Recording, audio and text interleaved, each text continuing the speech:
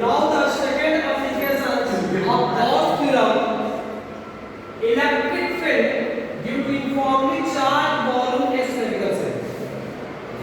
Okay, here we take a spherical surface and a sphere which is uniformly charged. The sphere is filled up by charge, right?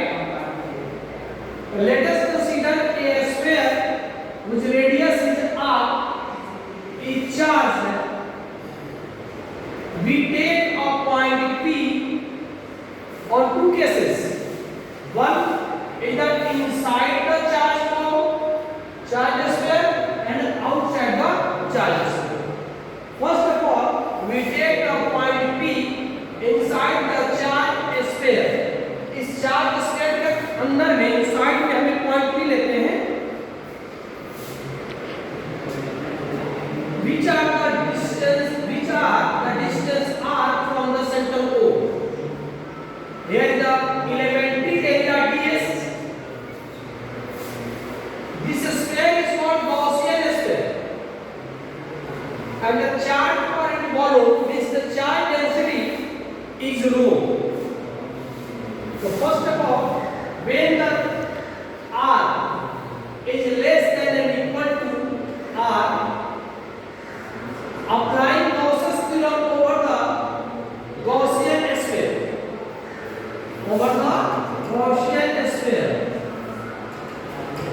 of radius r. So first of all, the closed integral sphere of radius r into ds is the total charge enclosed by the sphere by epsilon. The volume of the sphere is the 4 by 3 pi r2, and the charge per volume is rho.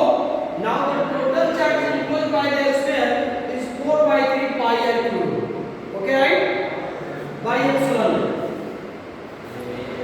For evaluating the LH side, here the direction of intensity E and ds is same. Now the angle is theta between E and ds. So the closed integral EDS is the EDS cos 0. Now that is the E into ds. Therefore, closed integral EDS is equal to 4 by 3 pi r rho by epsilon. The intensity E is directly proportional to r at the same distance from the center. The intensity is same as at the every point of this Gaussian sphere. So E is constant. Where E is constant, the E closed integral ds 4 by 3 pi r rho by epsilon rho. Now the integral ds, closed integral ds is the 4 pi r square.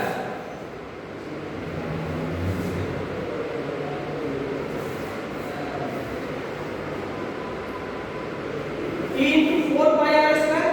Now the 4 by 3 pi r rho by epsilon, then is the 4 by 3 pi r rho epsilon naught 4 pi r. Now 4 pi r square the cancel, then result is rho r by 3 epsilon naught.